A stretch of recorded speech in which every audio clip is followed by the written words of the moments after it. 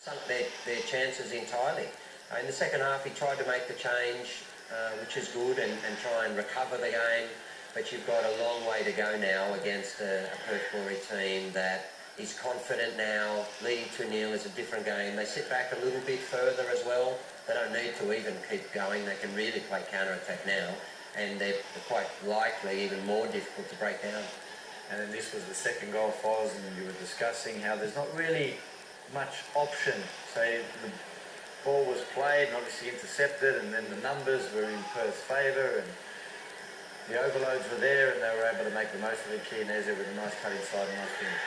Yeah, you hope, probably look at that and say, well, the recovery runs of your other players need to be quicker.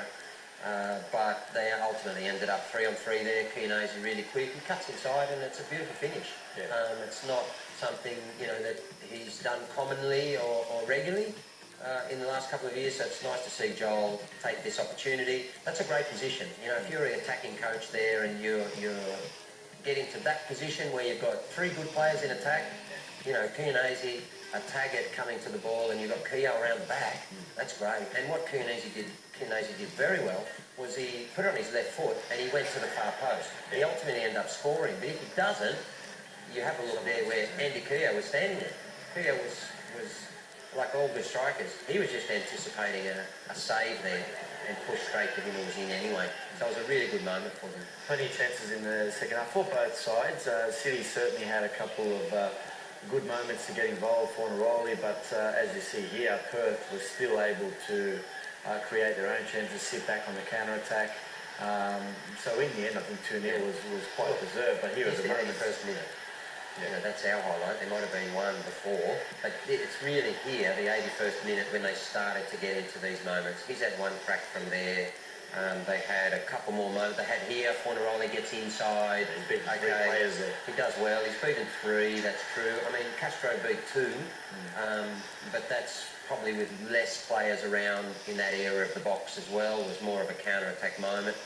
Here there's a lot of Perth Glory defenders. It's a very good save from Reddy, so Valkanis might look at that and think, well, with a little bit of luck, we might have got one out of it. You know, that can make the game more interesting, a bit of nerves then. And what about Castro with that ball? Maybe take it first time. Brazanis is anticipating a touch to the side, and once it was taken, he had it completely covered. This was a nice bit of play. What they can do is get that ball into Andy Keogh's feet or chest, or indeed sometimes head, and he's very, very good at retaining that possession, and they needed that. And then by the 85th minute, or even the 80th, Perth were really quite content to run the ball to the corner flag. They weren't in any great hurry to go on the attack again, and they were quite comfortable. Certainly it was Glory who had the better chances, scored the two goals, possession in the favour of Melbourne City, but in the end, for Perth Glory, they sat. Dino, congratulations on a job well done. You're off to the semis. You must be buzzing.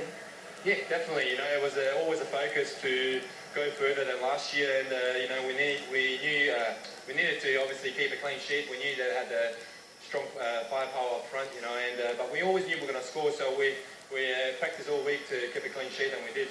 So what particular kind of work did you do on your defensive structure? Because you've let in quite a few goals this season, so it must have been important coming into this that you did keep a clean sheet. Yeah, I mean, we tried to play attacking football, and we give our front four the freedom just to stay up there and, you know, try to get the ball as quickly as possible to them, and we don't want it to defend, we just wanted to attack, and we focused on defending six at the back, and, you know, against pretty much a whole squad. The rest of the squad, you know, and obviously paid off, so. You were on fire tonight, very solid at the back there. That header alone, it's left a bit of a mark on your head. You a bit rattled? Yeah, a little bit, you know. I've probably got a Nike sign, so I might get a sponsorship now. But no, I mean, it's the whole team, you know. We knew what we wanted to do, and we want to go all the way, and, you know, we'll underachieve it during the season, and, you know, we want to have a good momentum into the finals, and we did, you know. You are off to Sydney next week. Sky Blues beware. Yeah, I mean, you know, they're a great team. You know, they're unbelievable. Lost one game, you know, but we're in finals now. It's a different ball game. There's no more points. There's, you know, we'll play different football. We're full of confidence. They had a week off. I hope they use it wisely, so we'll see. Congratulations, Dino. You were outstanding tonight, and so were the team. Go and enjoy the win. Thank you. Thanks, Lisa.